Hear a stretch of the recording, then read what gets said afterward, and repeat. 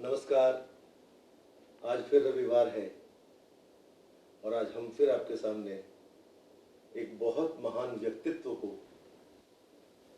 प्रस्तुत कर रहे हैं। जैसा कि हम सभी जानते हैं कि पिछले एक हफ्ते से हमारा ये ऑनलाइन कला महोत्सव आरंभ हुआ है, जो 1 मास का है और हमें पूरी उम्मीद है कि इसको हम सिर्फ 1 महीने का नहीं बल्कि आगे तक भी लेकर जाएंगे, क्योंकि अगर ये सफल हो गया तो हम सभी 8 प्रांतों के जो हमारे कलाकार हैं उसका समावेश इसमें अवश्य करेंगे। ये हमारी कोशिश है। इसी कड़ी के अंतर्गत आज हम हमारे बहुत बड़े चंडीगढ़ के हस्ताक्षर, हरियाणा, चंडीगढ़, पंजाब के हस्ताक्षर श्री कमल अरोड़ा जी हमारे साथ हैं अपनी जीवन की संघर्षमय यात्रा लेकर। तो नमस्कार। मेरा ये सौभाग्य है कि आज आपके सामने बैठकर मैं आपको रूबरू कर रहा हूँ। हालांकि मैं इस लायक नहीं हूँ। अगर कोई मुझसे गलती होती है तो मुझे क्षमा करें, क्योंकि आप मेरे गुरुतुल्य हैं। आप मेरे लिए प्रातस्मरणीय हैं, आप मेरे लिए गुरु समान हैं। जीवन की बहुत सारी चीज़ें मैंने आपसे ऑब्जर्व करके सीखी है, एकलव्य की तरह। जब मैं यंग था तो मैं आपको देखता था, मैंने पूरी जीवन शैली को देखा है, अपनाने का प्रयास किया। कितना अपना पाया ये तो आप ही बता पाएंगे, क्योंकि आपका हमेशा वरद हस्त मेरे सिर पर रहा है। लेकिन प्रयास जरूर किया है कि आप जैसा बनने की कोशिश बनूं। कुछ सिद्धांत जो आपके जीवन में मैंने देखे हैं उनको मैंने अडॉप्ट करने का प्रयास किया।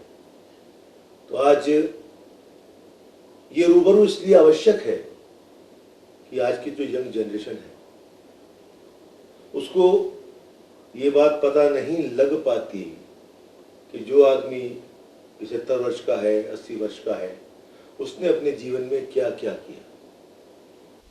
तो आप जैसे जो व्यक्तित्व हैं इनके रूबरू अक्सर होते रहने चाहिए, ताकि जो आने वाला भविष्य हमारा है, जो आने वाले कलाकार हमारे हैं, वो आपकी जीवन से प्रेरणा लेते रहें और आप तक पहुंचने का प्रयास करें।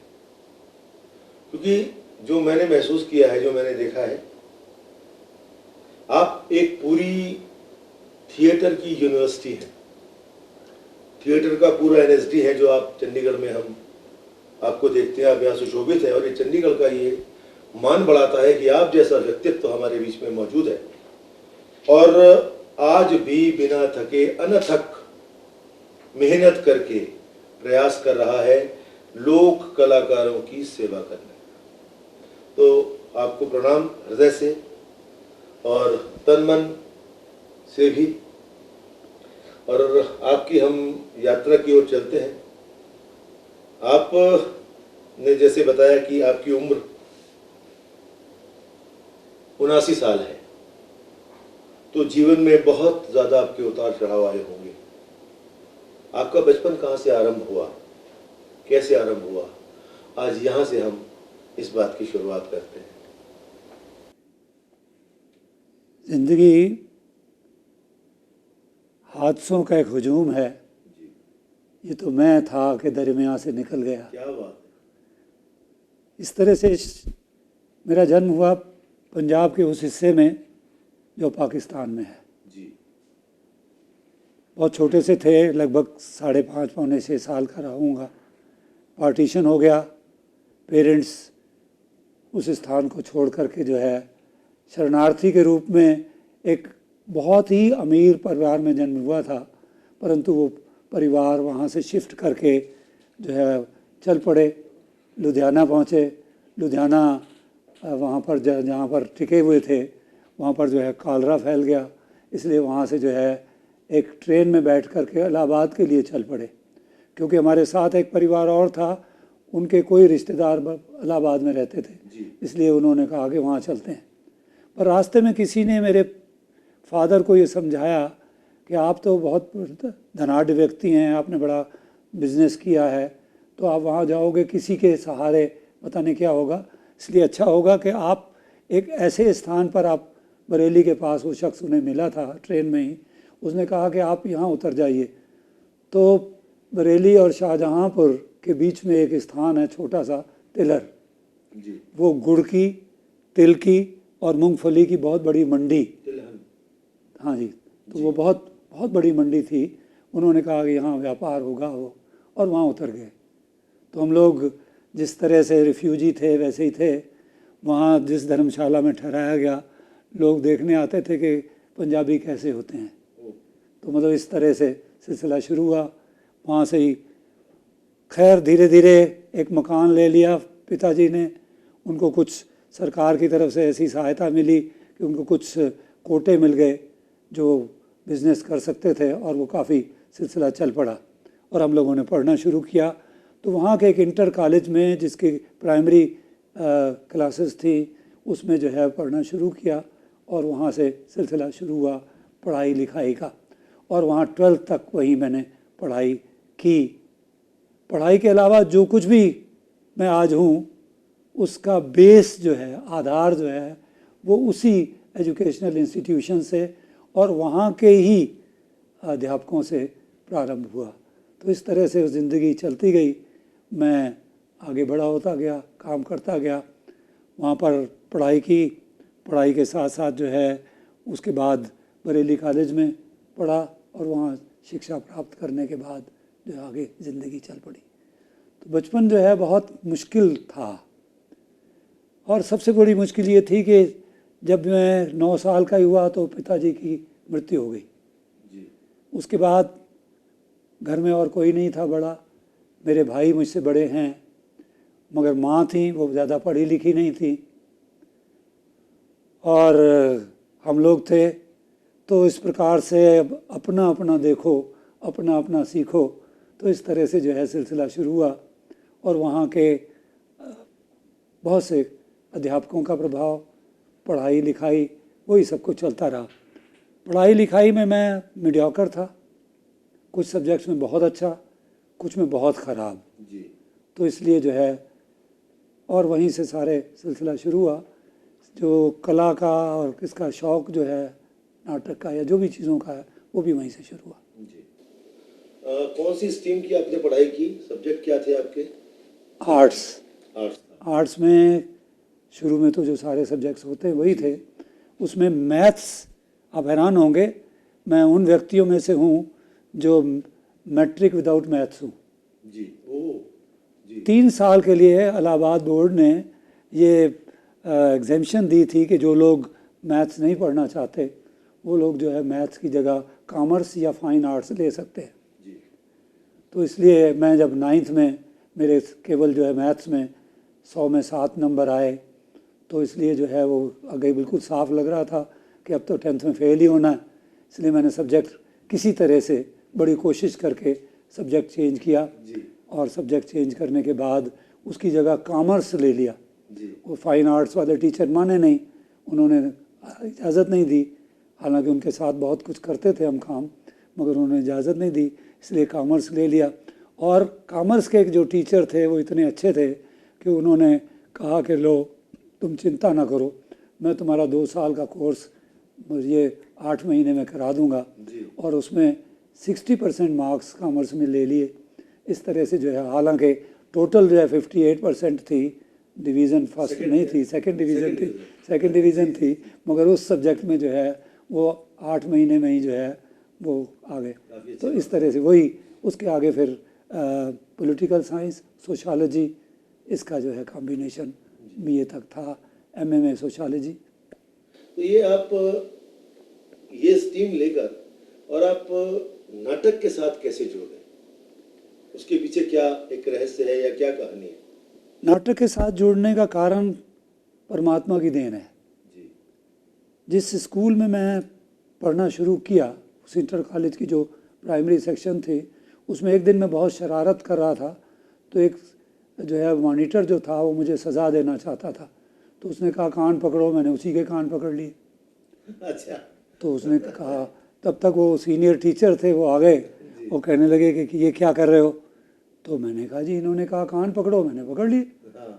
तो उन्होंने कहा कि अरे वो मॉनिटर है, वो तुम्हें पढ़ा रहा है, तुम जो है कहते हो कि कान तुम इसके पकड़ लिए। मैंने कहा इन्होंने ये कहा था कि अपने कान पकड़ो। तो उन्हें ये शरारत कुछ अच्छी लगी और 2 दिन के बाद उन्होंने मुझे बुलवा भेजा सीनियर स्कूल में। मैं डरता हुआ गया कि आज सज़ा मिलेगी।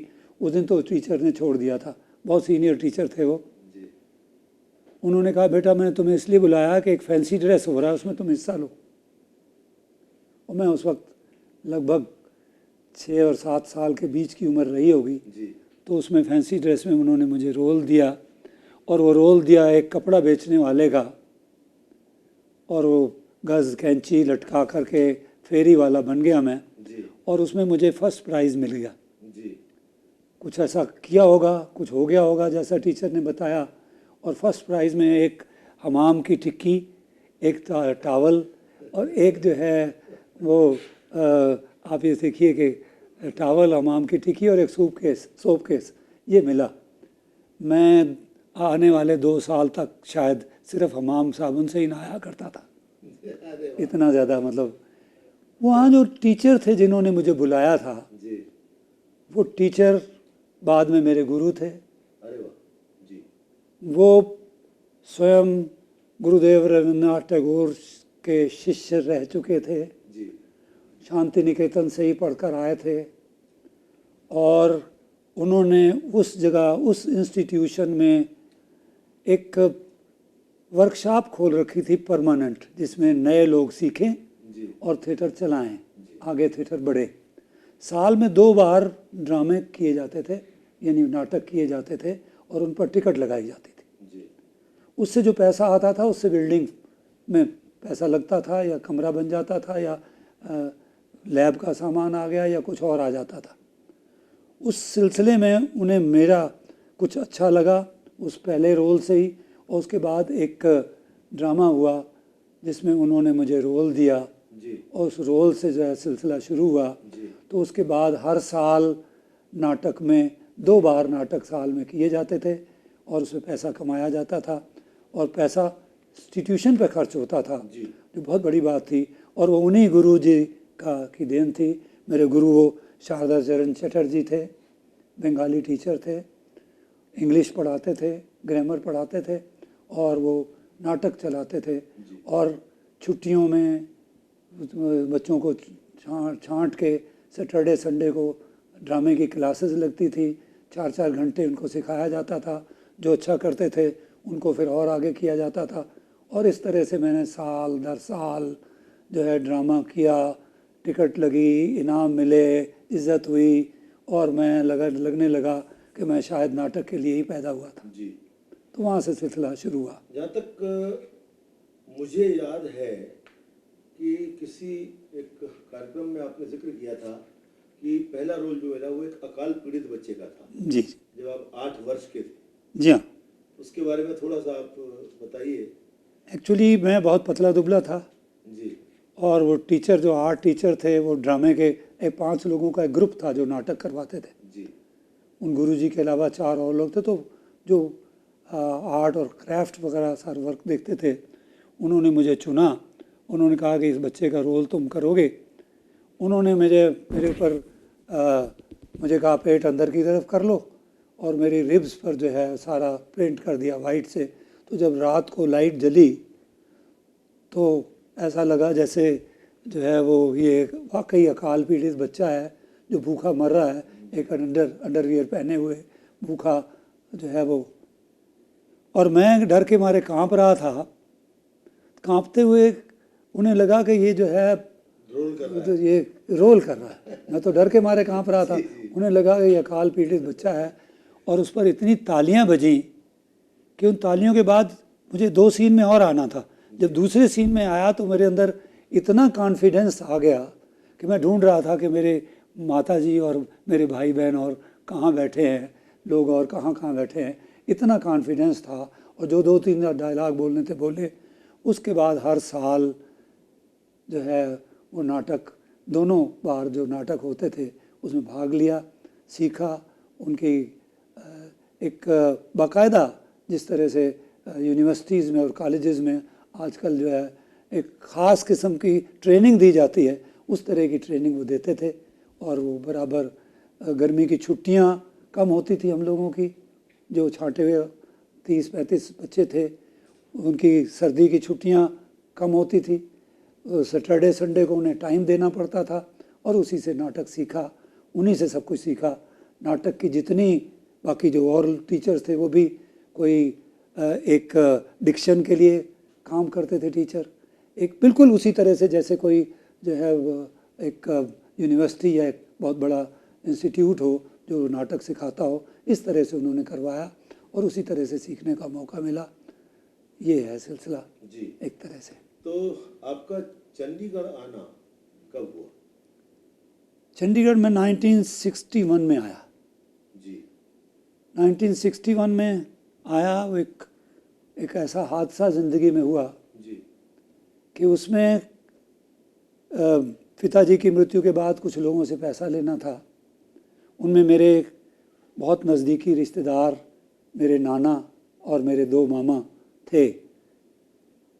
वो बहुत सा पैसा पिताजी ने उनको संभाल दिया था, जो बिज़नेस के पार्टनर थे उनके, वो देते नहीं थे। और मैं जो बड़ा होता गया मैं उनसे झगड़ा करता था, उनसे लेता था, ज़बरदस्ती उनसे हिस्सा मांगता था अपना। बाद में किसी तरह से खैर फैसला हुआ कि हिस्सा नहीं देंगे, मगर जो हमारी लागत है, जो हमारा पैसा है वो देंगे किश्तों में, वो भी उन्होंने बंद कर दिया। मैं हॉस्टल में चला गया, कॉलेज में बीए में, उन्होंने बंद कर दिया।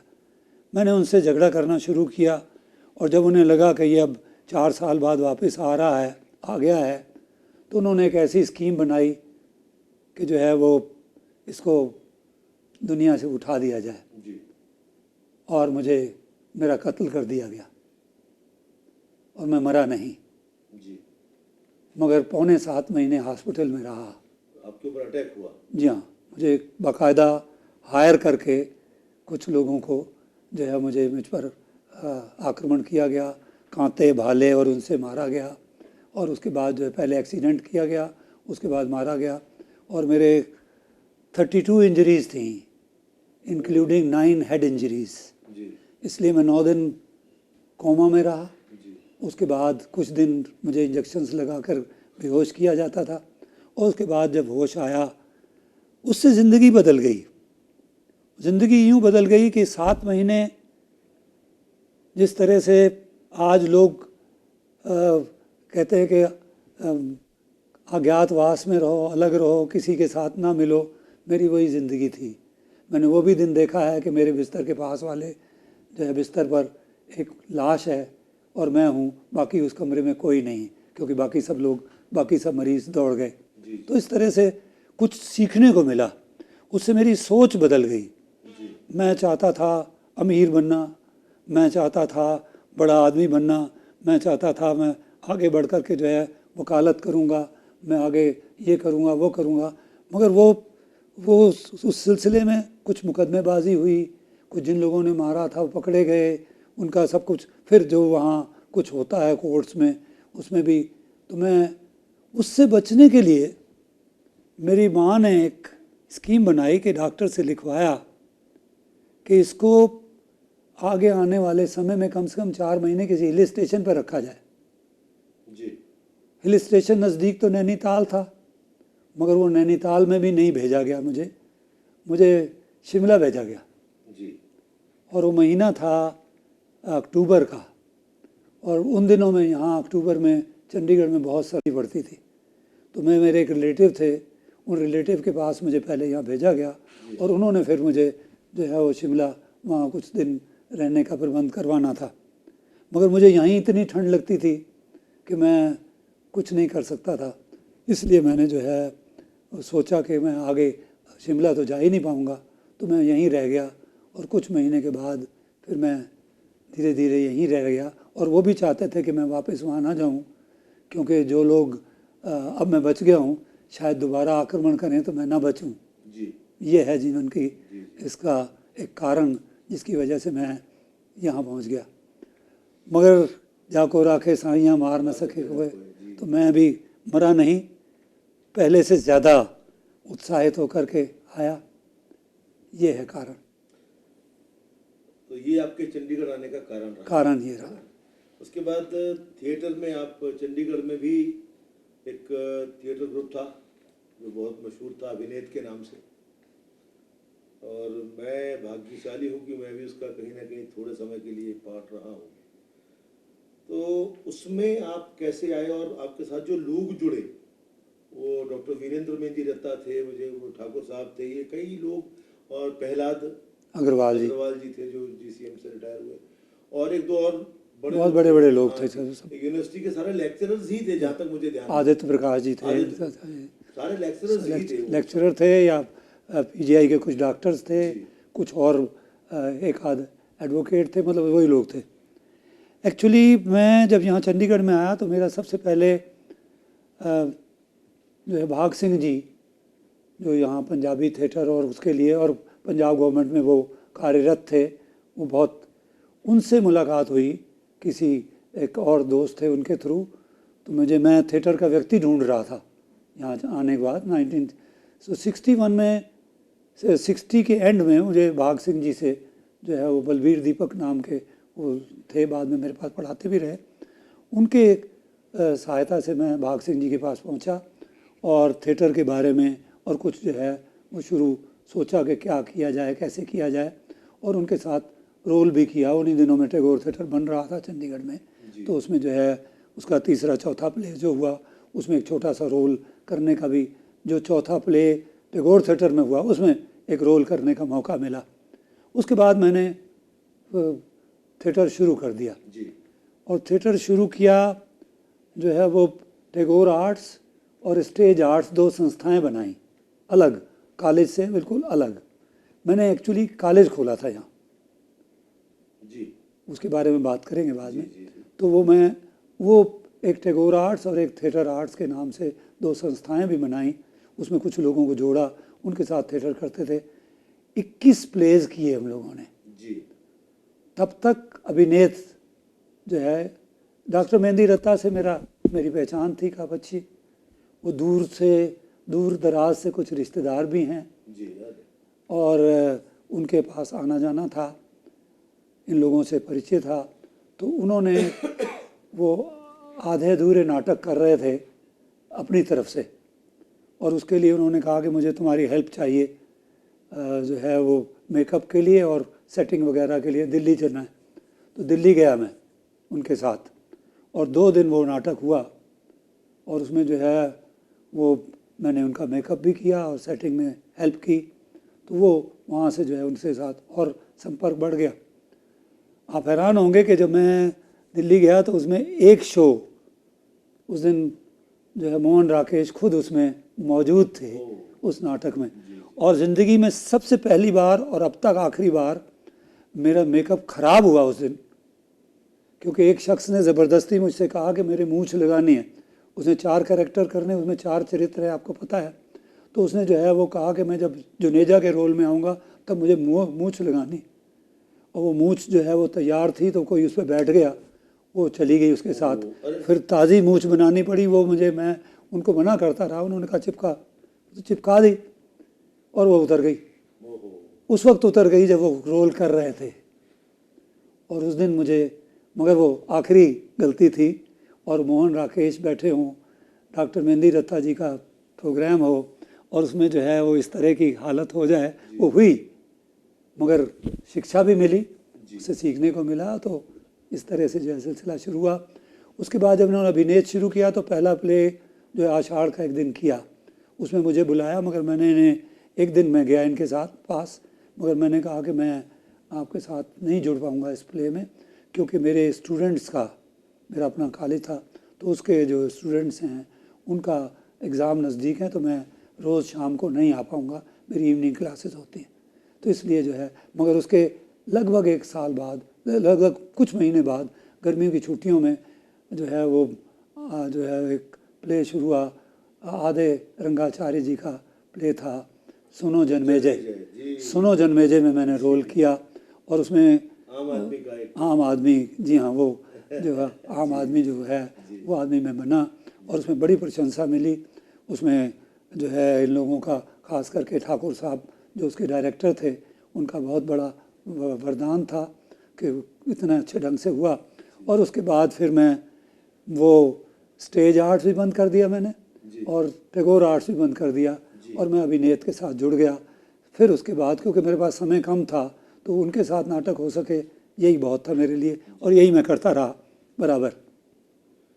आपने लाइट एंड साउंड में भी कुछ काम किया है जहाँ तक मुझे याद है। 1980 में मेरे एक दोस्त हैं, मेरे बड़े भाई के समान हैं, जिनसे मैंने बहुत कुछ साथ में काम भी किया है। जी। श्री विलायत जाफरी जी। जो दूरदर्शन दिल्ली में उसके जो है उसमें भी रहे और उसके बाद लखनऊ में जो है वो डायरेक्टर दूरदर्शन के रूप में रहे।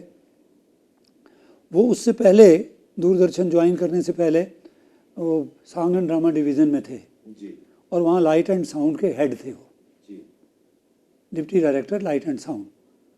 उनको यहाँ इन्होंने हरियाणा सरकार ने उन्हें कुछ महीने के लिए यहाँ बुलाया और वो यहाँ आए हुए थे, इनका काम कर रहे थे। तो मेरे साथ दोस्ती थी, कुछ समय मेरे साथ ही रहे वो मेरे घर में ही। उन्होंने कहा कि कमल यहाँ खाली तुम करते हो, लाइट एंड साउंड किया जाए। वो एक्सपर्ट थे। मैंने कहा मैं तो ज़ीरो हूँ, मैं तो थिएटर में भी जाता हूँ तो लाइट बूथ में कभी नहीं जाता, तो इसलिए ये तो बड़ा मुश्किल है, ये मैं नहीं। उन्होंने कहा कि नहीं करो, तो उनके साथ वो किया। तो ये था आदरणीय श्री कमल अरोड़ा जी का एक पक्ष, जिसमें हमने उनका बचपन और उनकी पढ़ाई के बारे में जाना, वो थिएटर के फील्ड में कैसे आए हमने ये जाना।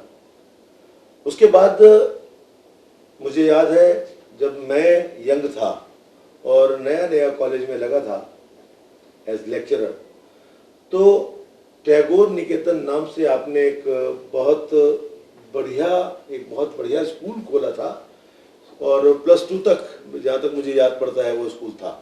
नहीं, BA तक था, BA तक कॉलेज भी था। कॉलेज था। तो उसमें मैंने देखा है कि उसके अंदर म्यूजिक कॉम्पिटिशन्स भी हुआ करते थे, जिसके अंदर हम लोग कंपटीशन में अपने कॉलेज के बच्चों को लेके आया करते थे।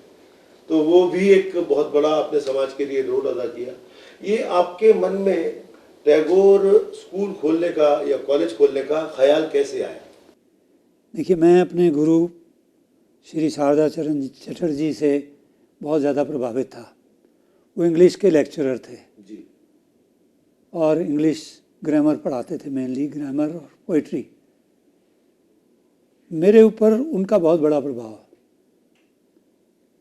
उसमें नाटक तो उनसे सीखा ही, पढ़ाना भी उन्हीं से सीखा जी। और कई बार वो क्लासेस में भेजते भी थे जब वो 12वीं तक मैं पढ़ रहा था। उसके बाद पढ़ते रहे। मैं बरेली में एक वरिष्ठ हमारे स्टूडेंट थे जिन्होंने एक एकेडमी खोल रखी थी। उन्होंने एक दिन कहा कि तुम डेक्लेमेशन, डिबेट्स और इन चीज़ों में हिस्सा लेते हो, क्यों ना तुम शाम को 1-8 घंटा कभी हमारे उसमें लगा दिया करो इंस्टीट्यूट में, तो तुम्हारा सब्जेक्ट बहुत अच्छा है, सिविक्स और पॉलिटिकल साइंस, तो वहाँ पढ़ा दिया करो। तो मैंने कहा कि मेरी 2 शर्तें हैं। उन्होंने कहा क्या? मैंने कहा एक तो यह है कि मैं पैसा नहीं लूँगा आपसे। उन्होंने कहा क्यों? मैंने कहा इसलिए कि मैंने ज़िंदगी में कसम खाई थी 12वीं क्लास में ही कि मैं नौकरी नहीं करूँगा, इसलिए। नंबर 2, मैं जो है वो हर सैटरडे को छुट्टी करूँगा, क्योंकि मैं सैटरडे संडे घर जाता हूँ, तो सैटरडे को मैं नहीं पढ़ाऊँगा, फिर बाकी मैं आपको 1-2 पीरियड पढ़ा दिया करूँगा। तो उन्होंने कहा ठीक है। तो मैं वहाँ पढ़ाना शुरू किया, इसलिए पढ़ाने का शौक़ वहाँ से पैदा हुआ जी। जब मैं चंडीगढ़ में आया तो मेरे पास कोई साधन नहीं था। मैंने और टाइम कैसे बिताया जाए, अकेला था, किसी रिश्तेदार के पास रह रहा था। तो मैंने एक तलाशी की आसपास, तो मुझे एक इंस्टीट्यूट, एक स्कूल नज़र आया प्राइवेट बिल्डिंग में, जिस स्कूल में 8वीं तक की क्लासेस थी। तो उनसे मैंने पूछा कि आप शाम को इस बिल्डिंग का क्या करते हैं? उनका कुछ नहीं। मैंने कहा शाम को 3 कमरे मुझे दे दीजिए जी। तो मैं यहाँ पढ़ाना शुरू करूँ। तो उन्होंने मुंह मांगा, किराया मांगा और मैंने शाम को दे दिया। ब्लैक बोर्ड उनका, डेस्क उनके, जो है वो उनका कुर्सियाँ उनकी। हाँ, कुर्सियाँ उनकी, मतलब जो भी था उनका फर्नीचर उनका, मैंने पढ़ाना शुरू किया। 3 महीने या लगभग 4 महीने पढ़ाने के बाद उनसे जो पैसा इकट्ठा हुआ, मैंने बच्चों से फ़ीस ली, बच्चे इकट्ठे हो गए, ग्रुप्स बन गए। उससे जो पैसे इकट्ठे हुए उससे मैंने 4 टेबल बनाए हाथ से, अपने लकड़ी ला करके, वो अपने आप कीलें ठोक के, और 6 बेंच बनवाए कारपेंटर से, और 2 एक ब्लैक बोर्ड बनवाए। और मैंने एक बिल्डिंग किराए पे ली और उसका नाम रखा टैगोर निकेतन कॉलेज। टैगोर के जन्म को ठीक 100 साल थे। 1861 में 7 मई को टैगोर जी का जन्म हुआ था। मैं अपने गुरु से प्रभावित था, उनके गुरु के नाम से ही मैं खोलना शुरू चाहता था। इसलिए मैंने टैगोर के 100वें वर्ष गांठ पर जो है मैंने एक इंस्टीट्यूशन की शुरुआत की 7 स्टूडेंट्स के साथ, और उसका नाम रखा टैगोर निकेतन। पहले स्कूल और फिर उसका कॉलेज, यानी उसका एक स्कूल भी था, फिर कॉलेज था, और वो चलता रहा। तो इस तरह से जो है वो सिलसिला 48 साल तक चला जी। तो जो है 48 साल बाद जो है मैंने अभी बंद किया पीछे कुछ वर्ष पहले जब। तो इसलिए उसमें 2 चीज़ें जुड़ गई, पढ़ाना और पढ़ाने के साथ साथ नाटक।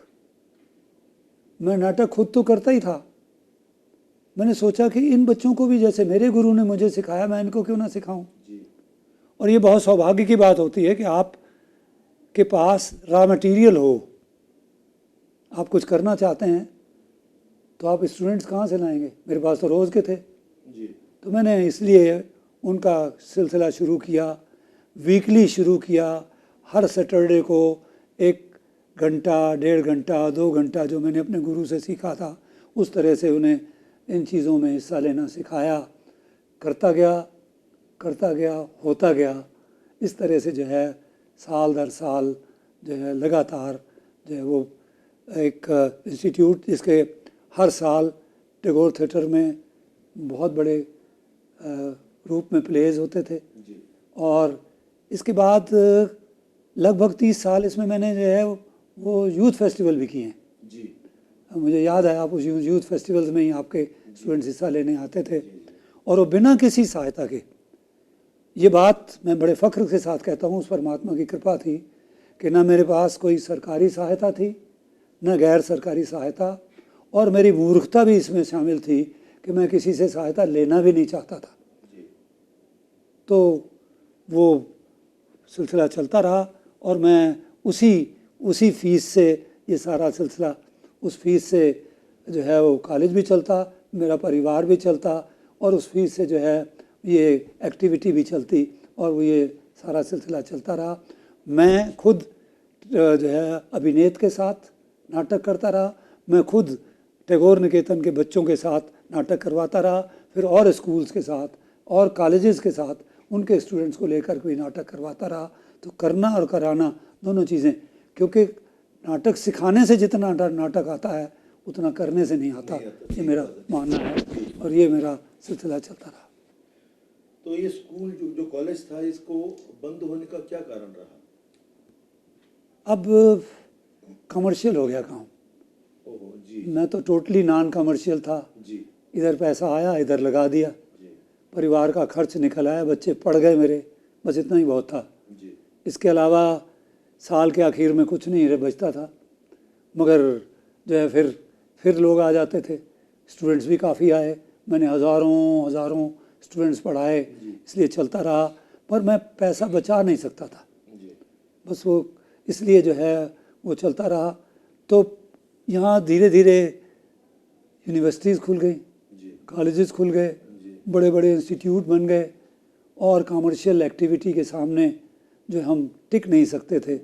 तो 2 साल ऐसे आए जिससे 1 साल काफ़ी कुछ पैसा अपने पास से भरना पड़ा, अगले साल बहुत ज़्यादा, फिर मैं इसको बंद कर दिया। दूसरा कारण ये था कि इसमें मेरे जो है बेटा और डॉटर इन लॉ वो भी जुड़ गए थे, एक बेटा और डॉटर इन लॉ, तो उनका भविष्य मुझे उज्जवल नज़र नहीं आया। तो मैंने सोचा अगर मैं इसे बंद नहीं करूँगा तो फिर वो आगे जो है बिल्कुल वो अपना भी काम संभाल सकते हैं, अपने कोई सर्विस कर सकते हैं, कुछ और कर सकते हैं। इसलिए मैंने इन 2 कारणों से जो है वो बंद किया था। जी। अच्छा भाई साहब, आपको बहुत सारे अवार्ड्स मिले हैं, बहुत सारे ऑनर मिले हैं, और आप जैसे व्यक्तित्व को सामने देखते हुए ये अवार्ड खुद को सम्मानित महसूस करते हैं। अरे तो इसके बारे में भी बात करेंगे, लेकिन उससे पहले मैं ये जानना चाह रहा था कि आपने लाइट एंड साउंड पर भी काम किया है, और जहाँ तक मुझे याद है अनारकली एक ऐसा नाटक था लाइट एंड साउंड वाला जिस पे आपने काफ़ी काम किया है। और आजकल जो लाइट एंड साउंड पे काम चल रहा है, पिछले दिनों आपसे जब वार्तालाप हुई थी तो आपने कहा था ये तरीका नहीं है लाइट एंड साउंड पे काम करने का, और आपने कुछ बताया था मुझे जिससे मैं अभिभूत हो गया था। तो उसके बारे में थोड़ा सा आप हमें बताएं। लाइट एंड साउंड का प्रोग्राम सिर्फ जो है सांग एंड ड्रामा डिवीज़न से शुरू हुआ। जी।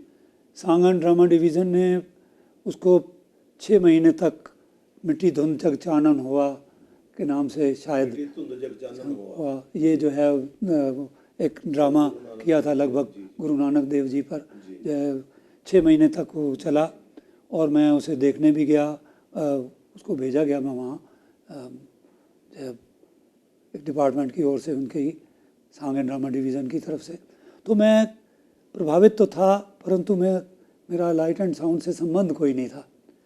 मेरे दोस्त विलायत जाफरी जो deputy director light and sound थे, उनसे मेरी दोस्ती थी। वो यहाँ आ गए हरियाणा सरकार में कुछ समय के लिए ऑन डेपुटेशन थे। तो उन्होंने कहा कि लाइट एंड साउंड करना चाहते हैं। उन्होंने बहुत काम किया है, कई प्रोग्राम किए हैं और बहुत ज़्यादा काम किए हैं। मैं उनसे प्रभावित था, परंतु मैं लाइट एंड साउंड के बारे में मैं नहीं जानता था। नाटक की सारी विधाओं को जानते हुए भी मैं लाइट बूथ में नहीं जाता था। कहते क्यों? मैंने कहा ये भी कल पल्ले पड़ जाएगा, अगर मेकअप पल्ले पड़ गया है, ड्रेस डिज़ाइनिंग पड़ गया है, आप जो है सेट डिज़ाइनिंग पड़ गया है, तो ये भी पड़ जाएगा, इसलिए कुछ तो छोड़ो। तो इसलिए जो है वो उसमें मैं नहीं गया। मगर सिलसिला शुरू हुआ, उसके लिए बहुत सहायता मिली उनकी तरफ से। अनारकली उन्होंने इसको किया। ये 5 स्टेज लगाए गए और 6ठा मैदान था जी। लेज़र वैली चंडीगढ़ में इसको करने का प्रयास किया। इसमें 5 शोज़ लायंस क्लब के लिए किए, 5 शोज़ हरियाणा सरकार के लिए तय किए थे, 5 शोज़ पंजाब सरकार के लिए, तो 15 शोज़ का प्रोग्राम बनाया था लेज़र वैली में। और वो किसी तरह से उसमें भी बड़ा उलझन हुई, बहुत समस्या आई कि जिस वक्त प्रोग्राम शुरू होना था तो मना कर दिया गया कि नहीं कर सकते, आपको हम जगह ही नहीं देंगे। मगर वो भी किसी तरह से हो गया, और फिर एंड टाइम पर मौका मिला और उसके बाद उसको किया। उसके लगभग 1,20,000 लोगों ने उस प्रोग्राम को 11 दिनों में देखा चंडीगढ़ में। उसमें लगभग 7,500 चेयर्स लगी थी, और उसमें जो है वो आगे दरियाँ बिछी हुई थी, उस पर लोग बैठते थे। लाइट एंड साउंड का वो इतना बड़ा रुतबा कि आपको अनारकली का सब कुछ वो भी दिखला है, यानी जो शीश महल भी उसमें दिखलाई दे, और आपको जो है वो ये सारे लोग दिखलाई दें। अनारकली एक यहाँ पर लेडी थी, नाम मैं भूल रहा हूँ उनका, वो एक रशियन ओरिजिन की लेडी थी, उनका पंजाबी व्यक्ति से विवाह हुआ था, यहीं रहते थे। उस लेडी ने जो है वो उसका अनारकली का रोल किया था उसमें। मगर अनारकली एक नहीं होती थी जी, अनारकली 2-3 होती थी। एक स्टेज पर एक है, दूसरे पर दूसरी है, तीसरे पर तीसरी है, और यहाँ से चला सिलसिला और यहाँ चला गया। तो इसमें बहुत से लोगों ने बहुत ही सहयोग दिया। संगीत जिन्होंने बनाया था उन्होंने पैसे नहीं लिए, बहुत से कलाकारों ने पैसे नहीं लिए, लगभग 20 स्टूडेंट ने मेरे इसमें हिस्सा लिया था जिन्होंने कोई पैसा नहीं लिया। बाद में उन्हें एक शाल देकर के उनको सम्मानित किया। तो इस तरह से उस ज़माने में लगभग 1,20,000 और 30,000 के बीच में खर्च मेरा हुआ था, जो मैंने किसी तरह से इधर उधर से इकट्ठा करके खर्च किया था। जो कुछ शोज़ हुए उनसे पैसे लिए, फिर जो है प्रगति मैदान दिल्ली में इसके जो है 2 शोज़ किए, उनसे कुछ पैसा मिला, तब वो थोड़ा सा घाटा रह गया मेरा, बाकी सब पूरा हुआ। तो इस तरह से जो है लाइट एंड साउंड पहली बार उतने बड़े स्केल पर हुआ था, परंतु उसमें पूरी तरह से लाइट एंड साउंड है, रिकॉर्डेड सारा सिलसिला है, परंतु उसमें सारे एक्टर्स हैं स्टेज पर, सारा काम करने वाले होते हैं, परंतु उनकी वॉइस रिकॉर्डेड होती है, उसके साथ इतना सिंक्रोनाइजेशन करना पड़ता है कि उसमें कोई गलती ना हो। और वो एक छोटी सी स्टेज पर नहीं, वो 7 या 6 या 5 स्टेज पर किए जाते हैं, और उसको जो है पूरे खुले मैदान में किया जाता है। वो सबसे पहली तो जो है ये सॉन्ग एंड ड्रामा डिवीज़न करता था, उसके बाद जो है प्राइवेटली पहली बार हमें करने का मौका मिला, और उसको जो है नवीनिका इंटरनेशनल नाम की एक संस्था थी दिल्ली की, उन्होंने सहयोग दिया, उन्होंने नाम दिया अपना, उसको सारा टोटली ऑर्गेनाइज मैंने किया चंडीगढ़ में, और उसको किया। और नवीनिका इंटरनेशनल का पहला प्रोग्राम वही था, लास्ट प्रोग्राम वही था, हम वही कर सके। और उसके बाद मगर ये बहुत कास्टली प्रोग्राम था, मगर मुझे बहुत बड़ी सहायता मिली सबसे, और वो हो गया, यानी पता नहीं कैसे हो गया। भाई साहब, आजकल जो लाइट एंड साउंड शो हो रहे हैं, क्या वो वास्तव में लाइट एंड साउंड शो है? नहीं, खाली रिकॉर्ड करके रिकॉर्डेड प्रोग्राम को पीछे सॉरी आप स्क्रीन पे कुछ दिखला दें, ये लाइट एंड साउंड नहीं है, बिल्कुल नहीं है। आपके सारे जीवंत कैरेक्टर्स अगर सामने वर्क कर रहे हैं, सारे लोग अलग अलग, डांस भी हो रहा है तो डांस हो रहा है, डांस को जो है आप स्क्रीन पर नहीं दिखला रहे जी, आप पर्दे पे नहीं दिखला रहे, लाइव हो रहा है, उसके साथ करना ये है लाइट एंड साउंड। एक लाइट एंड साउंड वो होता था जो आपने लाल किला में या दूसरी जगहों पर जो है सिर्फ लाइट एंड साउंड होता था, कर दिया। हाँ, जो सिर्फ आपने किया, उसमें रिकॉर्ड किया और वो कर दिया। मगर जब इसको सॉन्ग एंड ड्रामा डिवीज़न ने पहली बार जो इसको लाए और बहुत से प्लेज उन्होंने किए जो है वो, तब जो लाइट एंड साउंड का सिलसिला शुरू हुआ, और प्राइवेटली करने का मौका हिंदुस्तान में पहली बार जो है वो इस दास को है। सहायता जो है वो सारी, मेन सहायता जो है सारी जो है वो विलायत जाफरी जी की थी, मगर करने का प्रयास मैंने किया। आपके कहने का तात्पर्य ये है कि लाइट एंड साउंड शोज जो है वो कभी भी ऑडिटोरियम के अंदर नहीं होने चाहिए, नहीं होते नहीं, लाइव शोज हैं वो, लाइव शोज हैं, live shows with the help of light and sound. इससे जो है रिस्पॉन्सिबिलिटी और वर्क कहीं ज़्यादा, बहुत ज़्यादा बढ़ जाता है, कम से कम 3 गुना तो हो ही गया, लाइट भी, साउंड भी, और जो है वो सारा, हाँ, उसका सारा सिंक्रोनाइज भी करना है। 3-4 स्टेज है तो नेचुरली वो बहुत और बड़ा काम हो जाता है, बहुत बड़ा काम हो जाता है। और शायद इसीलिए ये अनारकली 4 या 3 बनानी पड़ी कि वो कूद कूद के अलग स्टेज जी हाँ, नहीं जा सकते थे, नहीं जा सकते थे। उसी जो है वो सलीम भी जो है 2-3 थे, तो मतलब ये सिलसिला बनाना पड़ता है। मगर जो मेन जहाँ है वहाँ वही सलीम है जो कैरेक्टर है, जो मेन नहीं है जहाँ जगह, वहाँ पर जो जहाँ सिर्फ दिखलाना या कुछ करना, एक्ट करना, वहाँ दूसरा व्यक्ति कर रहा है, या उसको भी ट्रेन करना पड़ता है, पूरा एक्टिंग पूरी है उसमें जी। और एक्टिंग बहुत मुश्किल है, आपका मुंह भी चल रहा है, आपका काम भी, होठ भी चल रहे हैं, आपको सिंक्रोनाइज करना है, और ये जो है वो रिकॉर्डेड नहीं है, सारा कुछ लाइव है, इसलिए मुश्किल है। और ये नहीं करते लोग, इसलिए तकलीफ होती है कि लाइट एंड साउंड क्यों कहते हैं उसे, रिकॉर्डेड प्रोग्राम कहें उसे, रिकॉर्डेड प्रोग्राम जी। इसके अलावा आपका एक पक्ष और भी है, वो ये कि आपने लॉयंस क्लब में बहुत सेवा की है। अनेक वर्षों से, मैं जहाँ तक मुझे याद है कि अनेक वर्षों से आप लॉयंस क्लब के साथ जुड़े हैं, तो उनकी क्या कार्यशैली है और वहाँ आपको क्या काम करना होता है, और आप वक्त कैसे निकाल पाते हैं ये कामों के लिए? सौभाग्य जी एक समाज सेवी संस्था है जी, इंटरनेशनल संस्था है, और इसका एम बहुत बड़ा और अच्छा है। अच्छा ये है कि जिसकी जहाँ सहायता है, एजुकेशन में जो बच्चे नहीं पढ़ पा रहे उनकी सहायता है, किसी को बुक्स देकर सहायता है, दवाइयों का प्रबंध करके मरीज़ों की सहायता है, या किसी प्रकार से जिनके पास कपड़े नहीं उनको कपड़े दे करके समाज सेवा की संस्था है। इंटरनेशनल है, देश में कई जगह है, हमारे शहर में ही 5-6 क्लब्स हैं, इस समय भी हैं। तो इस तरह से जो है सिलसिला होता है।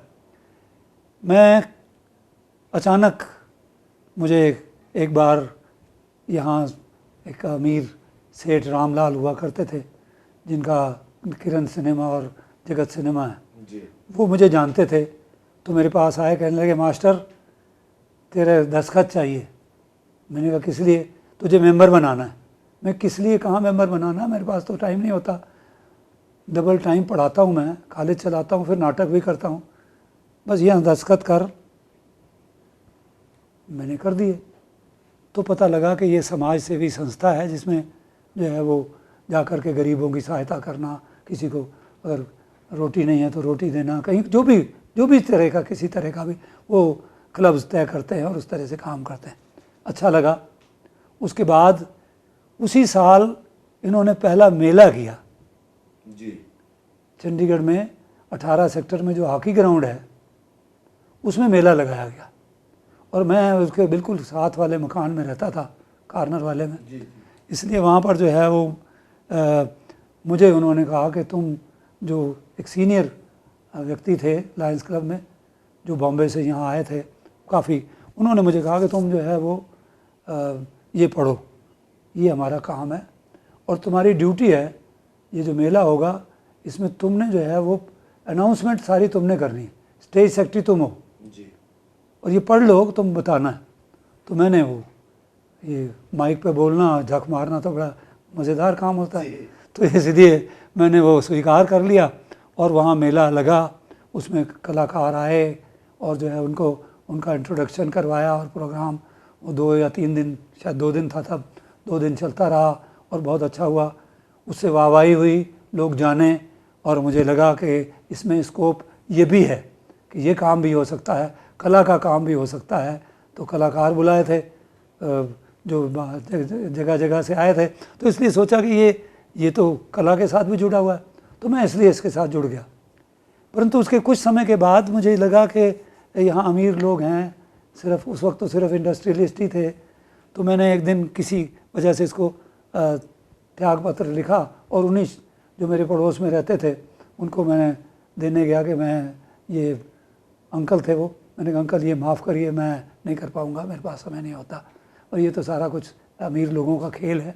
तो वो बोले तुम इसमें टिके रहो, एक दिन आएगा ये लोग अमीर ज़रूर हैं पर ना तो इनके अंदर सांस्कृतिक गुण हैं, ना ही जो है इनके अंदर एजुकेशनल गुण बहुत सारे लोगों में हैं, इसलिए तुम जो है दोनों बातें रखते हो, तुम्हारी बहुत ज़्यादा इज्जत होगी, इसमें सम्मान होगा और काम तो तुम कर ही रहे हो, एजुकेशन भी तो सेवा ही है, तो इस तरह से एजुकेशनल रूप में सेवा करते रहना गरीब लोगों की। मैंने कहा ठीक है जी। मैं जुड़ा रहा और उसका उस दिन से लेकर आज तक जुड़ा हुआ हूँ। 51 साल हो गए मुझे लायंस क्लब में जुड़े हुए और उस 51 साल में बहुत काम किया है। बहुत से सेमिनार्स कंडक्ट किए हैं, वर्कशॉप्स किए हैं और एक कला को उसमें भी जोड़ा है। मैंने कोशिश की कि जो है यहाँ पर जो है डेक्लेमेशन कंटेस्ट हों, उनमें बच्चों को मौका दिया जाए, इसी तरह से और सारे बहुत कंपटीशंस हों, डांस कंपटीशंस हों, वहाँ भी होते हैं, कई जगह होते हैं और वो जहाँ जहाँ मेरा बस चला, तो इसलिए मेरा वो पक्ष जो है उससे भी पूरा होता था। पैसे वो खर्च करते थे, काम हम करते थे और उससे जो है लोग बच्चे सीखते थे, तो इस तरह से जो है जुड़े रहे। तो हमारा पक्ष उसमें भी जो है नाटक और संगीत और वो नृत्य ये जुड़ा रहा, इससे सब चल रहा। इसके अलावा एक पक्ष आपका भाई साहब और है, वो है प्रशासनिक। आप चंडीगढ़ संगीत नाटक एकेडमी में बहुत सालों से जुड़े हुए हैं, तो उसमें आपका आना कैसे हुआ और आप कितने वर्षों से इसके माध्यम से कला की सेवा कर रहे हैं? चंडीगढ़ आप आज भी चेयरमैन हैं जी, चेयरमैन संगीत नाटक एकेडमी है, तो कितने वर्षों से आप इससे जुड़े हुए हैं? बहुत वर्ष हो गए। उस समय मुझे बुलाया गया और कहा गया कि जो है वो सॉन्ग एंड ड्रामा डिवीज़न के ही डिप्टी डायरेक्टर एक थे यहाँ,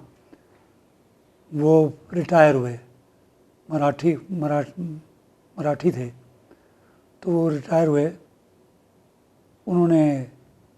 उनको ये ड्यूटी दी गई कि तुम जो है चेयरमैन चंडीगढ़ संगीत नाटक एकेडमी हो।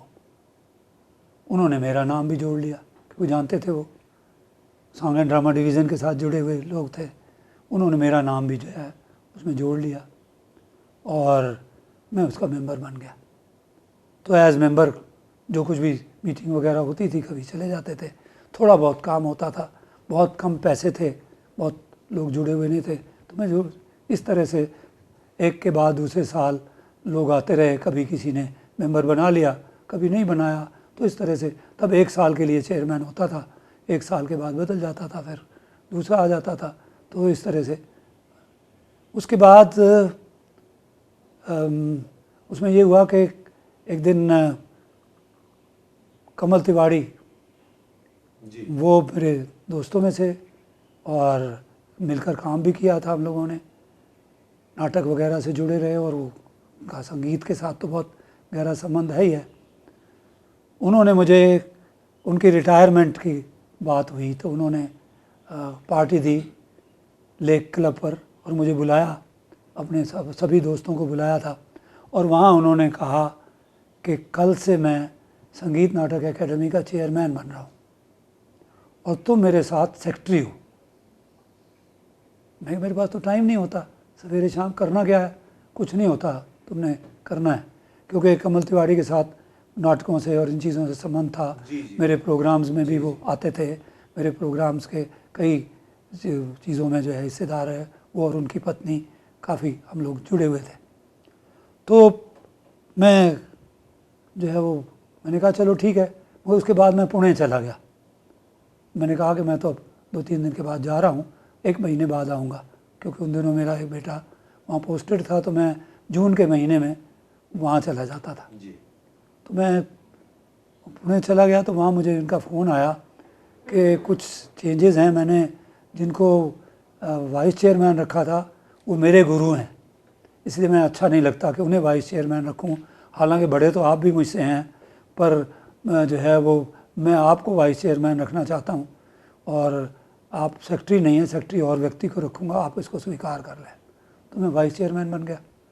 और जब उसके बाद उन्होंने फ़ोन किया, मैं फंक्शन कर रहा हूँ, आप, मैं कि मैं तो अभी 3 दिन बाद आऊँगा। जब मैं आया तो उन्होंने कहा कि वो तो फंक्शन तो हमने, मतलब वो मीटिंग तो कर ली है, अब आप ये है।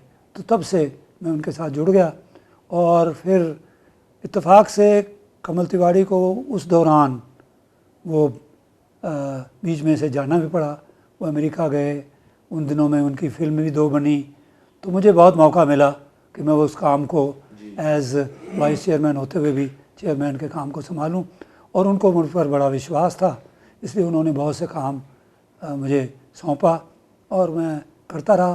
तो इसलिए पूरी तरह से जो है वो मैं 6 साल तक उनके साथ वाइस चेयरमैन रहा और काम करता रहा। उसके बाद मैंने किसी कारण से वो छोड़ दिया। वो भी थे चेयरमैन, मेरा भी अभी समय था, परंतु मैंने छोड़ दिया।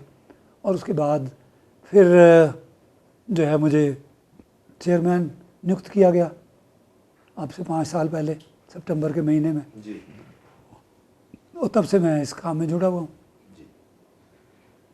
अच्छा भाई साहब, आपने तो बहुत लंबा सफ़र तय किया है और हर रूप को देखा है नाटक के।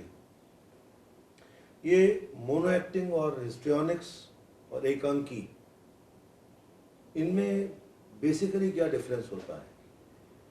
एकांकी तो नाटक का एक रूप है। जी। एकांकी पूरे नाटक का छोटा नाटक समझिए। वैसे तो एकांकी का अर्थ होता है एक अंक, जी। 1 एक्ट। जी। यानी पहले नाटक लंबे होते थे, जी। यानी हमने वो मिट्टी की गाड़ी किया है, जी। 8 एक्ट थे उसमें। जी। तो इसलिए मतलब कितने बड़े नाटक होते हैं। जी। और उस ज़माने में संस्कृत के नाटक बहुत लंबे हुआ करते थे। जी। इवन इंग्लिश के जो पुराने प्लेज हैं वो बहुत लंबे होते थे। कई कई जो है एक्ट होते थे, फिर हर एक्ट के आगे कई कई सीन्स होते थे। तो मगर एकांकी एक छोटा नाटक जो एक स्थान पर किया जाए, एक ही समय में किया जाए, अर्थ तो ये था। जिसमें कैरेक्टर्स भी ना ज़्यादा बदलें और एक ही स्थान की एक घटना को लेकर के नाटक हो, करेक्टर कई हो सकते हैं, 10 भी हो सकते हैं, 5 भी हो सकते हैं, 7 भी हो सकते हैं। एक आंखी का अर्थ तो ये है। जी। इसके बाद आपने पूछा हिस्ट्रॉनिक्स हिस्ट्रॉनिक्स। हिस्ट्रॉनिक्स तो एक व्यक्ति जब कई लोगों का एक्ट करता है तो हिस्ट्रॉनिक्स है। जी। और उसमें मोनो एक्टिंग है, जैसे मोनो एक्टिंग और हिस्ट्रॉनिक्स में थोड़ा बारीक सा अंतर है, जी। मगर मैं इसको इस वक्त उसको इकट्ठा ही ले रहा हूँ।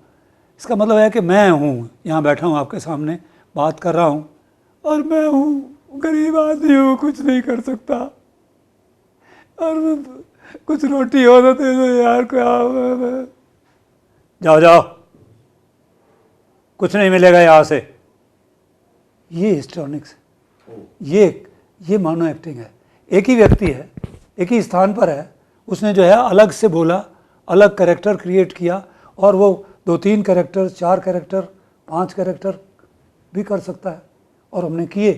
जी। तो इस तरह के मेरा ये शौक़ भी था कि बहुत से कैरेक्टर्स करना, बहुत से जो है वो, तो इसलिए, और सिखाने का एक बहुत अच्छा साधन भी था। जी। क्योंकि मैंने आपको बताया ना कि मेरे सामने तो बच्चे थे, तो एक वर्कशॉप हर हफ्ते ही लग जाती थी उनकी, तो इसमें उनको मोनो एक्टिंग सिखाते थे, कभी उनको डेक्लेमेशन सिखाते थे, तो वो सारी चीज़ें तो अलग अलग समझ में आती थी। तो ये फ़र्क है, इस तरह से जो है वो।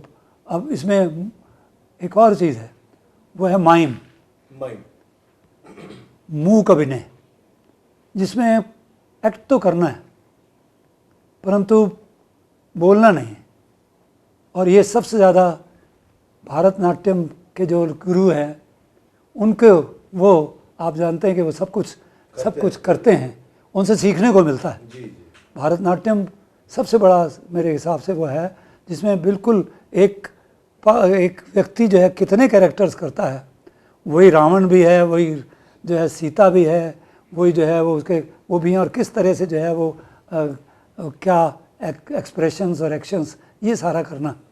अब आजकल जो माइम होती है वो तो उन्होंने ग्रुप माइम बना दी है, परंतु माइम का अर्थ ज़रूरी नहीं है कि ग्रुप करे, या एक व्यक्ति भी कर सकता है। और एक व्यक्ति अलग अलग तरह के रूप, या कई लोग भी करें, तो ज़रूरी नहीं कि वो कोई कहानी ना हो, सिर्फ झुंड हो। कहानी हो सकती है, कहानी है, किसी तरह की भी कहानी है, उसको जो है सब लोग, एक ठेले वाला सामान बेच रहा है और वो आया,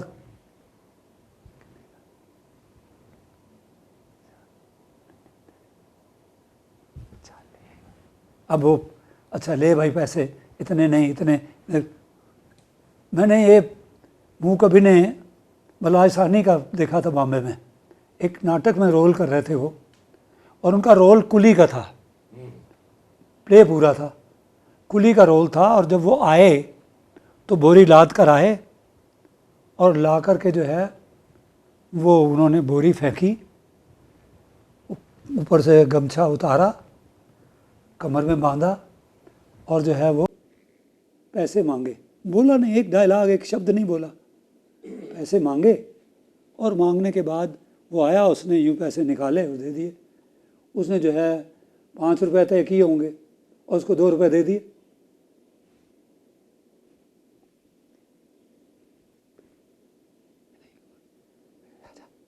उसने कहा जा, तो उसने कहा जा नहीं, मतलब बोला नहीं। दूसरे बंदे ने तो बोला था, वो नहीं माइम कर रहा था, मगर उसने कहा जा जा, ठीक है, इतने ही मिलेंगे। उसने वो फेंके और चला गया। जो बलराज साहनी का वो एक्ट देखा था मैंने, वो कमाल था। तो एक व्यक्ति किस तरह का, इसी तरह से मैं एक और एग्जांपल देता हूँ कि एक व्यक्ति कई लोगों का एक्ट कैसे कर सकता है। चंडीगढ़ में एक फिल्म में बहुत बड़े नाम था किसी ज़माने में, सज्जन एक एक्टर थे, आप लोगों ने देखा होगा। वो बहुत मशहूर, एक उनका वो आया था कार्यक्रम, तो यहाँ एक नाटक लाए थे वो। उस नाटक में 4 या 5 रोल थे, वो सज्जन अकेला करता था, अकेला, और वो 1.5 घंटे या 1.25 घंटे का प्ले था, एक आदमी एक्ट करता था। मैं देखने गया, टिकट लगी थी उसमें, टिकट लेकर देखने गया। दूसरे दिन मैंने परमिशन ली टैगोर थिएटर के जो मैनेजर थे उनके थ्रू, कपूर साहब मैनेजर होते थे, उनके थ्रू परमिशन ली कि किसी तरह से मैं अंदर से देखना चाहता हूँ कि व्यक्ति परिधान भी बदल लेता है, रूप भी बदल लेता है, मेकअप भी चेंज हो जाता है, और ये कैसे इतनी देर में इधर से गया, इस विंग से गया, इस विंग से म्यूज़िक ही चला और उस विंग से आ गया। मैंने कहा कि देखा जाए। तो उन्होंने वहाँ 5 टेबल लगा रखे थे, हर टेबल पर 3-3 लोग खड़े थे, अलग अलग तरह के कपड़े थे। कोई बाजू पहनाता था, यहाँ से यूँ खींच देता था, कोई जो है वो उतारता था, कैप बदलता था, कोई इस तरह से जो है, और वो आगे चलते जाते थे। एक ने शूज़ बदले, वो करे और उधर तक पहुँचे और कैरेक्टर चेंज हो गया। बाकी वो सारा मोनो एक्टिंग थी, बाकी तो एक्ट अलग कर रहे हैं। तो मैंने देखा, फिर मैंने भी कोशिश की। मैंने एक अपने कार्यक्रम में जो है 22 मिनट का एक प्रोग्राम बनाया, उसका नाम रखा वारे प्रजातंत्र, और मैंने उसमें 5 लीडर बनाए, और 5 लीडर्स के साथ मैंने थोड़ी इसमें होशियारी की कि एक व्यक्ति उसमें और जोड़ दिया, वो था स्टेज सेक्रेटरी।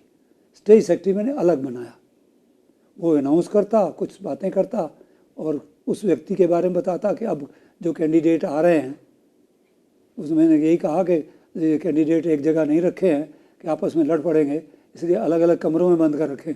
तो एक एक को जो है लाते हैं यहाँ और आपके सामने अपनी बात कहते हैं। मैंने वो करके दिखा और वो इतनी सफलता रही कि लोगों ने नहीं पहचाना कि मैं ही वो व्यक्ति था जिसने वो 4 रोल किए थे जो है वो। तो ये बहुत बड़ी अचीवमेंट थी। तो बहुत बड़ी अचीवमेंट थी, मगर सीखने का मौका मिला मुझे। जी कमल जी, ये जो इतना बड़ा वक्फा है, इतना लंबा सफर है, 80 साल का, इसमें आपने अपने, जब आप यंग थे उस जमाने के जो नाटक होते थे और आज जो नाटक होते हैं, क्या इसमें कोई फर्क आया है? फर्क तो आता है जी।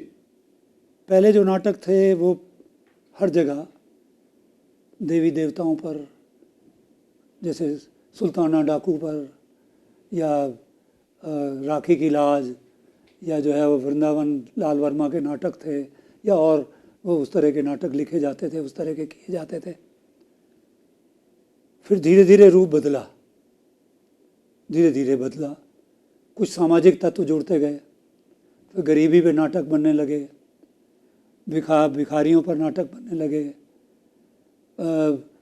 जो ज़मींदार और किसान पर नाटक बनने लगे, यानी जो समाज की व्यवस्था, क्योंकि समाज के विषय बदलते गए, क्योंकि नाटक समाज का ही रूप है जी। तो समाज का दर्पण ही है ये जी। तो इसलिए जो है वो साहित्य समाज का दर्पण है, उसमें नाटक तो वो बिल्कुल दर्पण दिखाना ही दिखाना है। तो इसलिए जो है वो रूप बदलते रहे। उसमें कुछ टेक्निक्स भी बदलती रहीं, उस टेक्निक्स का भी प्रभाव रहा। कुछ जो है वो एस्केपिज्म भी आ गया, कुछ चीज़ें नहीं कर सकते इसलिए बच जाओ, इससे बचा लो, ये भी आ गया। तो ये इस तरह से रूप बदलते रहे, बदलते रहेंगे, परंतु फिर भी कुछ नाटक ऐसे हैं या कुछ चीज़ें ऐसी हैं जो कभी पुरानी नहीं होंगी और कभी ख़त्म नहीं होंगी। और जैसे रामलीला तो आज भी चल रही है, कृष्ण लीला आज भी चल रही है, जैसे अंधा युग आज भी है, मिट्टी की गाड़ी आज भी है, आज भी जो मोहन राकेश के नाटक सारे आज भी हैं, क्योंकि वो समाज से सरोकार है उनका, वो न पुराने थे न हैं। तो जिसने जो नाटक जैसा लिखा गया, जिस तरह के नाटक लिखे गए, आज के युग में भी बहुत से लोगों ने लिखे और लिख रहे हैं, जो नाटक उसके साथ बदलता नहीं है, उसका टाइम फ्रेम नहीं है, वो नाटक जो है वो ज़िंदा रहता है और उसकी व्यवस्था रहती है और बाकी ख़त्म हो जाते हैं। तो कॉमेडी भी आते हैं, ट्रेजिक भी आते हैं, फूहड़ भी आते हैं, ऐसे नाटक भी आए जो बिल्कुल देखने को मन न करे और वही लोग एंजॉय कर रहे थे, ये भी आए। दिल्ली में ऐसा बहुत कुछ हुआ जो वहाँ पर जो है वो एक स्टेज तो मशहूर ही हो गया था कि उस स्टेज पर इसी तरह के नाटक आते हैं जो कोई भी अपने परिवार के साथ देख ही नहीं सकता। तो ऐसी सिलसिला चलता रहा। आज के दिन में उसका नाम है स्टैंड अप कॉमेडी। जी हाँ, स्टैंड अप कॉमेडी के नाम से वो करते हैं। वैसे उसमें उनके टिकट सारे बिक जाते हैं। जी हाँ, और ब्लैक में टिकट बिकते हैं बहुत। आप देखिए वो स्टैंड अप कॉमेडी के एक कॉमेडियन यहाँ आए थे, जी, मैं उन्हीं की बात कर रहा हूँ। 5 लाख रुपए ले लिए उन्होंने, जी। जिन लोगों ने ऑर्गेनाइज किया था, जी जिन लोगों ने, मुझे सुना है, पता नहीं 5 थे या 3 थे, और जितने पैसे उन्होंने ऑर्गेनाइजर से लिए थे उन बेचारों के पैसे इकट्ठे नहीं हो पाए, पर टिकट सब बिक गए थे, टिकट बिक गए। उनके नहीं हो पाए। तो ये तो रही एक विषय की बात। अच्छा, ये जो सामंतशाही नाटक लिखे गए आज से जो 40, 50, 60 साल पहले, अगर ये आज के दिन में खेले जाते हैं तो कहीं ना कहीं कुछ ऐसा लगता है कि कुछ ऐसा है जो हम मिस कर रहे हैं। वो नाटक जैसे लगता है स्टैग्नेट हो गए हैं। तो क्या ऐसे नाटकों के अंदर कुछ बदलाव करके उनको सामने लाया जा कुछ सकता है? लोगों ने उसको प्रेजेंट सिचुएशंस के साथ जोड़ा है, जी प्रेजेंट कंडीशंस के साथ, आज की समस्याओं के साथ जोड़ा है, वो तो सफल हो गए। जिन्होंने नहीं जोड़ा, वैसे के वैसे रखा, वो नहीं होते। नहीं, मेरा कुछ प्रश्न दूसरा था, वो चेंजेस कर सकते हैं या नहीं, करने चाहिए या नहीं? मेरे हिसाब से तो करने चाहिए, करने चाहिए, ठीक क्योंकि कर सकते भी हैं। है। जी अगर किसी को एतराज़ हो तो जो है उसका कुछ नाम बदल के कर रहे हैं लोग, जी कुछ चीज़ें हो रही हैं और कुछ चीज़ें समय के साथ बदलती हैं, मगर बदलने के साथ फूहड़ पर नहीं आना चाहिए। जी बदलने के साथ ये नहीं होना चाहिए कि उसकी जो बेस है, जिस वजह से वो लिखा गया था, जिस वजह से उसे किया जाना था या किया गया था, वो ख़त्म हो जाए, वो ना हो। उसकी आधारशिला जो है वो ना हिला दें आप, बाकी जो है वो रहे। जी। तो आपको बहुत सारी, आज अब आपसे बहुत सारी बातें की और मन ये कर रहा है कि आपसे लगातार बातें करते रहें आपकी, क्योंकि कारण ये है कि जीवन का इतना अनुभव आपके पास है, वो 1 या 2 रूबरू में पूरा नहीं हो सकता। तो हम प्रयास करेंगे कि इसके बाद आपका एक दूसरा रूबरू भी करें, जो आगे के जो क्वेश्चंस जो हम आपसे नहीं जान पाए हैं वो उस बारे में इतना मैं आज इतना बोल रहा हूँ, इसी को 2-1 हिस्सों में कर लीजिएगा तब भी हो जाएगा। अच्छा, इसके बाद आपने क्योंकि इतना काम किया है तो आपको बहुत सारे अवार्ड्स मिले हैं और वो अवार्ड्स स्वयं को सम्मानित किया है उन अवार्ड्स ने, हम ऐसा मानते हैं, क्योंकि एक कलाकार के सम्मान को किसी एक लिमिटेशन के अंदर जोड़ा नहीं जा सकता कि ये इतना अच्छा है, ये इतना अच्छा है। कलाकार जो भी है वो अच्छा है क्योंकि वो निरंतर कर रहा है। कुछ अच्छे हैं, कुछ बहुत अच्छे हैं, जी जी, निरंतर कर रहे हैं वो और अच्छे हैं। तो देखिए कंपैरिजन तो हो ही नहीं सकता। जी, करना भी नहीं चाहिए। हाँ, नहीं करना चाहिए। तो खुशी है हमें कि आपको नेशनल संगीत नाटक एकेडमी अवार्ड मिला है 2010 में by the president of India. जी, ये बहुत बड़ा सम्मान चंडीगढ़ के लिए है। कला विभूति सम्मान आपको दिया है संस्कार भारती ने 2010 में। जी हाँ, जी। Life time achievement award by theatre family 2009 में आपको मिला है। अवार्ड ऑफ ऑनर बाय एकजुट मुंबई 2006 में मिला है आपको। Award of honour by the governor of Punjab 2002 में मिला है। कलाश्री सम्मान आपको मिला है और मैनी मोर, जो मैं यहाँ इतने पढ़ नहीं पाऊंगा क्योंकि समय का अभाव है। तो हमारी परमपिता परमेश्वर से ये प्रार्थना है कि आपको लंबी आयु दे, दीर्घ आयु दे और स्वस्थ आयु दे। स्वस्थता बहुत आवश्यक है। भगवान ये करे कि आपका हाथ हमेशा हमारे सर पर रहे और जितने कलाकार हैं उन कलाकारों के सर पे रहे, उनसे जो भी आपके अनुभव है वो आप साझा करते रहे, बांटते रहे। और इसी के साथ मैं एक बात कहना चाहूँगा, बीच में टोक रहा हूँ आप सारी। जी जी बात यह है कि ये जो कुछ भी हुआ जी ये मैंने नहीं किया। जी मैंने अभी बताया कि मैं तो एक दिए के समान हूँ जिसमें कई बत्तियाँ जलती रहीं, जी जी परंतु बत्तियों में तेल जो था वो ईश्वर का था। क्या बात है। जी जी बत्तियाँ तो ये जलती रहीं उसमें, परंतु तेल ईश्वर का दिया हुआ था। आज रूबरू की ये पहली किस्त हम समाज को समर्पित कर रहे हैं और आपके जीवन के और पहलू जो सामने आने हैं उसके बारे में हम रूबरू के दूसरे पार्ट में जब कभी भी हमें मौका मिलेगा हम ज़रूर बैठेंगे ताकि आपसे हमें और चीज़ें और बातें पता लग सकें। और बहुत बहुत आपका धन्यवाद। इससे पहले कि आप धन्यवाद करें, जी, मैं धन्यवाद करना चाहूँगा आपका भी और उन सब लोगों का जिनकी वजह से मैं यहाँ हूँ। सबसे पहले तो मेरे गुरु हैं जिन्होंने मुझे शिक्षा दी, जिनकी वजह से मैं जो है वो नाटक में भी आया, जिनकी वजह से टीचर बना। और मुझे जो अवार्ड मिला राष्ट्रपति की तरफ से, आपने कहा, वो अवार्ड मेकअप में मिला और मेकअप मैंने उनसे सीखा। गुरुदेव अब मेरे जो थे उनसे ही सीखा था और मैंने उस दिन उनको याद किया कि ये आपके चरणों का प्रताप है। मैं इसके अलावा सबसे ज़्यादा जो मेरे गुरुओं के अतिरिक्त जिसने मुझे सबसे ज़्यादा सहायता की है वो नारी जाति है।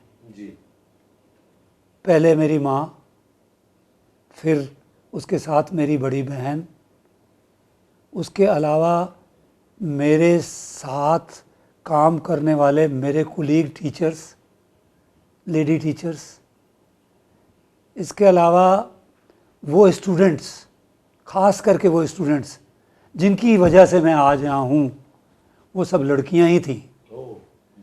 यानी 48 साल लड़कियों को पढ़ाया, उनसे मिला। और आप हैरान होंगे, जिस दिन मुझे जो है वो अवार्ड मिला उस दिन भी भारत की राष्ट्रपति जो है वो लेडी थी। जी, अरे वाह। तो इसलिए प्रतिभा जी, इसके, हाँ जी, हाँ, प्रतिभा पाटिल, हाँ जी, हालांकि तय तो पहले हो गया था मगर मिला उनके समय में। और उसके अतिरिक्त सबसे बड़ा सहयोग जो है वो जो कुछ भी मैं हूँ उसमें, वो मेरी पत्नी का है। जी जी। क्योंकि जब सिलसिला शुरू हुआ ज़िंदगी का तो उसने, वो मैथ्स बहुत अच्छा जानती थी और मैं मैथ्स में नील था बिल्कुल। तो मैंने कहा तुम मैथ्स पढ़ाया करो। तो उसने कुछ महीने मैथ्स पढ़ाने के बाद उसने मना कर दिया।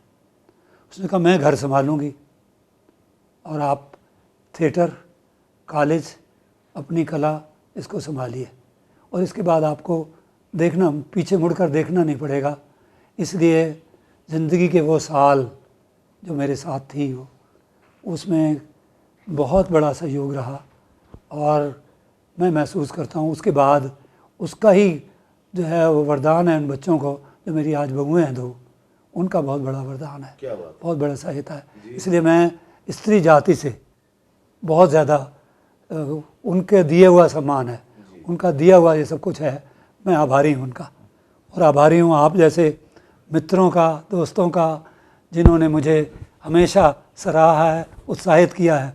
बाकी मेरा तो ज़िंदगी में एक असूल था, वो था, है, रहेगा, मुझसा फ़कीर वक्त से लेता नहीं है कुछ, मुझसा फ़कीर वक्त से लेता नहीं है कुछ, जो भी मिला उसी का मुकद्दर जगा दिया। मेरा काम ही ये था कि जो भी आया उसी के लिए कुछ करो। यही करता रहा, मैं यही करता रहूं, ये परमात्मा से प्रार्थना है। धन्यवाद। आपकी इस बात का जवाब भी मैं शेर में ही देना चाहूँगा कि एक पहिया है जो पटरी पे लुढ़कता रहता और एक वो है जो नई राह बना लेता है। एक पहिया है जो पटरी पे लुढ़कता रहता, एक वो है जो नई राह बना लेता है, और एक वो है कि कभी मिलते नहीं जिसके मिजाज, एक वो है कि कभी मिलते नहीं जिसके मिजाज, और एक वो है कि जो रूठों को मना लेता। क्या बात। बहुत बहुत धन्यवाद। धन्यवाद, बहुत बहुत धन्यवाद। आभारी आपका भी और जो मुझे सुन पाएंगे किसी तरह से उन सब का। आज की ये किस्त हम यही ख़त्म करते हैं। एक आज का आखिरी जो काम है, जो हमारी एनजेडसीसी की एक प्रथा है कि जो भी हमारे पास आता है इस रूप में, उसको हम एनजेडसीसी की ओर से एक स्मृति चिन्ह भेंट करते हैं। तो मैं बस आपके सामने आपके लिए ये स्मृति चिन्ह इसलिए भेंट कर रहा हूँ कि आपके हृदय में जब भी आप स्मृति चिन्ह को देखें, आपके हृदय में हमारी याद हमेशा रहे। बहुत बहुत धन्यवाद। मनोज जी लाइए, नहीं बैठ की।